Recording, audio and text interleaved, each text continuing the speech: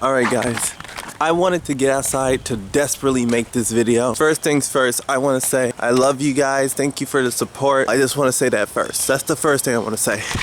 Secondly, I noticed something. When I was streaming on the, at a point in time I was streaming, trying to put myself out there more on these apps. You know, apps like, by the names of like Hilly, Bigo, and you know, just other different streaming apps, if you guys have ever heard of those. And I noticed something. A majority of the people on these apps are literally just selling themselves. I'm not gonna lie, I almost fell into that trap too. There's people online that literally sell themselves. They put themselves up for display for people to stare at them and watch them do like provocative things. Like, I've noticed something, and I might put an example on the screen. On this app called Bigo, I'm gonna use that as my example. It's a streaming app, a large platform, but a majority of the posts on there, people display themselves, is provocative. You know, it's always something sexual all the time, and it's for the clicks, and I bet you it's for the gifts and to make money off of this app, but you're literally selling yourself out. There's so many people I know, and it's not even this directed towards women. It's not directed towards like women or men. It's just for everyone, because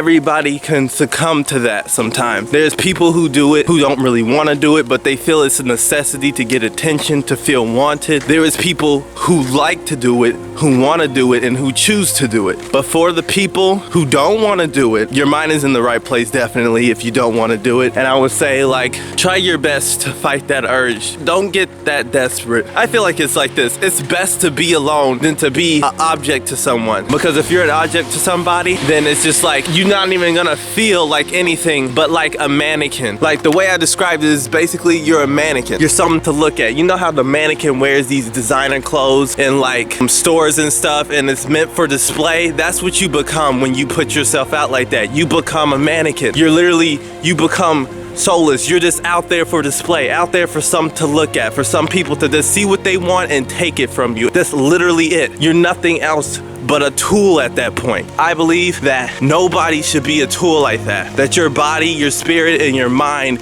all that stuff is so much more valuable than what you would sell yourself out to be. Like, I get it, because there comes a time where some people just want to feel wanted so very bad. You want to feel wanted so bad. You don't understand how you just feel invisible sometimes to people. Why people just can't see you for who you are and then accept you from there. It's frustrating. It's really frustrating. It's almost like, what do I have to do for people to actually appreciate me or acknowledge me? When you wear revealing clothing, or when you do something like sexual or whatever, it seems like it's almost like a necessity. But it's like, I believe the sexual side of yourself should be only meant for someone that could love you beyond your body. There's a majority of lust online, I've noticed. You know, if you sit there and you be yourself and you're just talking, it's like you could be interesting, you could be genuine, you could be truthful, you could be anything you want to be. But sometimes people don't want to hear the truth. And sometimes people just want to be entertained, you know? And sometimes the truth is not always gonna entertain people, because the truth only entertains people, those who seek the truth. It only entertains the people who seek the truth, you know? So, but a majority of this world is built off of lies, it's built off of image, you know? Just like on Instagram or anywhere else. When people enhance certain parts of their body, or when people touch up their pictures and Photoshop things, when people put filters over their faces, this world is built off of false image. It is built off of false imagery. So what's gonna sell? What's gonna gain attention? What's gonna give you that attention you're looking for, that kind of attraction? It will be more than likely false imagery, because that's what this world is built off of. When people are their true image, when they are genuine, it makes other people that are not genuine feel insecure, because they know that you are speaking the truth, and you can never deny the truth, and the truth will always hit different than any other word that you could possibly speak. You will feel it to your core more than anything. And I've noticed that on these apps, I've noticed that in life, I've noticed that everywhere. There's a lot of people who hinder, including myself sometimes, that hinder themselves because of fear. Here's a perfect example. I was taking a walk the other day, alone, right? And I was anxious because it was on a street I've never really went down, but at the same time, I wanted to explore. It was the fear that stopped me when I was only 3 minutes away from my destination, because it was this new park and everything. But the anxiety picked up as I kept walking down an empty street and like not recognizing anything. But I had a GPS though. I knew the way, and even when I knew the way, I did not finish the path because of fear. Because of fear along the path, I didn't finish. Because the fear, the doubt, I started to think I'm not gonna find anything there.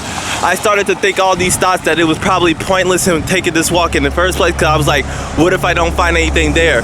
What if there's nothing here? What if like I'm wasting time? What if? You know? And I went back. I went backwards. I didn't keep going forward. I went back. I never made it to the destination because fear hindered me from completing it. So a lot of the time, our own fear hinders us from completing something at the same time. The vessel that we have, the vessel that carries our spirit, to see us just put it out like that, to see us just display ourselves with such meaningless quality, to just give ourselves up for anybody. For anybody, just not even care about our own values. The thing that's most saddening about this app that I was talking about, that I'm using as an example, is that there is 500+ million users on it. And imagine the type of examples they set for people. Because people will look at that, they'll say, I'm not getting anybody in my stream, nobody is listening to me, what do I have to do? And all they see in front of them is this revealing body parts and provocative images and poses and all this different stuff. So what are they gonna do? They're gonna pick up on that. Some people are gonna pick up on that and be like, okay, maybe I have to do this.